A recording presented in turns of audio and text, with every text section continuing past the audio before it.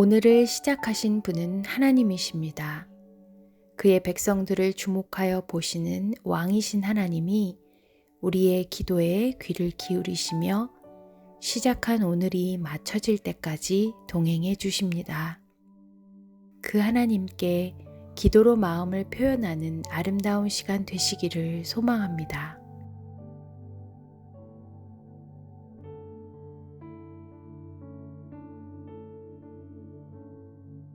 잠언 5장 1절로 2절. 내 아들아, 내 지혜에 주의하며 내 명철에 내 귀를 기울여서 근신을 지키며 내 입술로 지식을 지키도록 하라.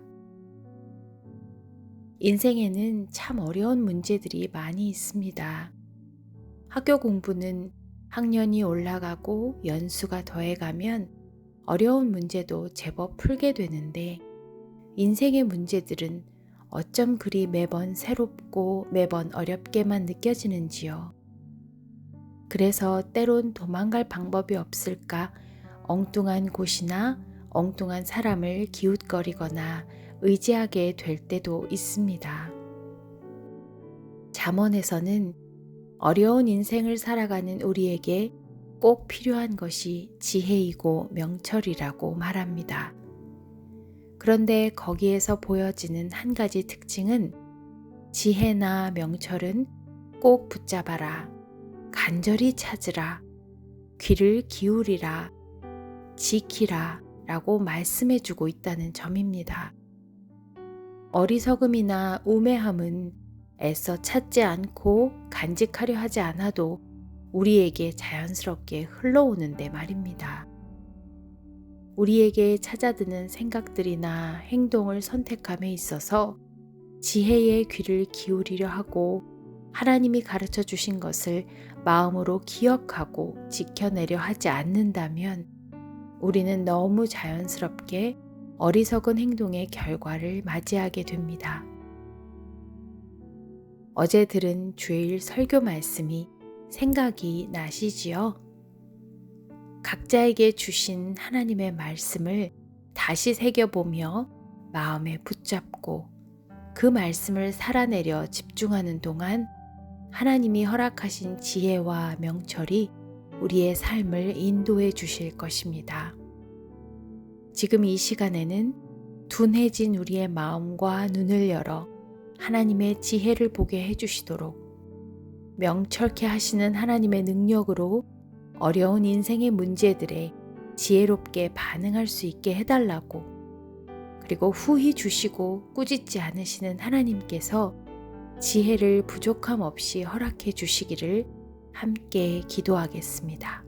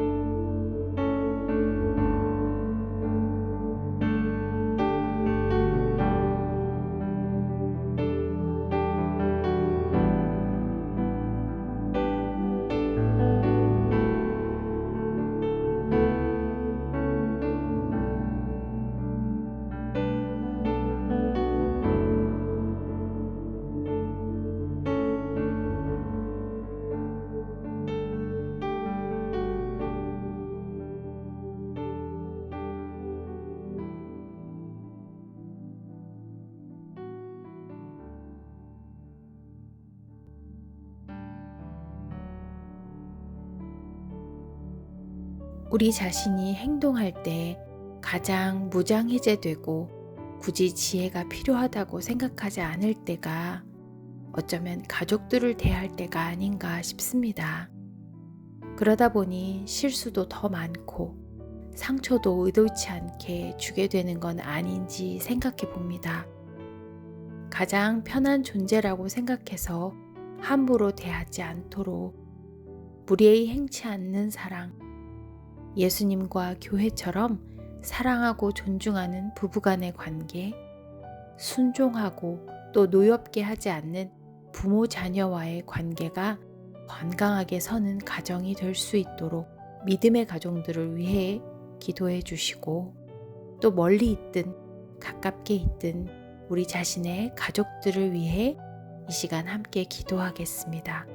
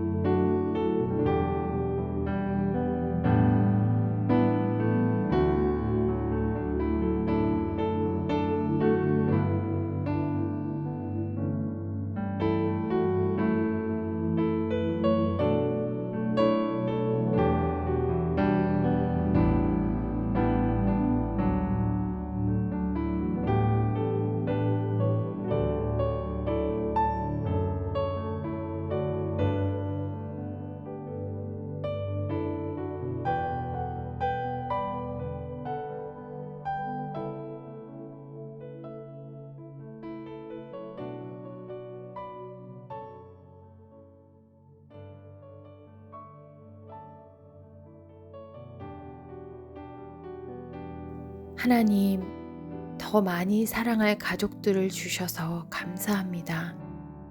혹여나 있을 우리 마음에 가족들로 인한 상처는 예수 그리스도의 이름으로 치유해 주시고, 하나님이 허락하신 시간 동안 더 많이 사랑하고 용납하는, 그래서 사탄이 틈탈 곳이 없는 믿음의 가정으로 든든히 서가게 하옵소서.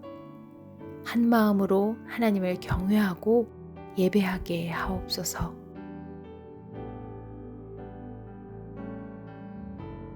아직도 하나님이 허락하시는 지혜를 듣지도 깨닫지도 못하는 사람들이 많이 있습니다.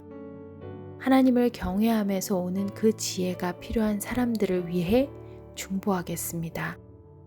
하나님의 무조건적인 사랑과 은혜를 그들이 마음 열어 받아들일 수 있도록, 복음이 그들의 삶을 풍성함으로 변화시킬 수 있음을 믿게 해달라고 기도하겠습니다. 지인들 중 생각나는 분들의 이름을 불러가며 중보하는 시간을 갖겠습니다.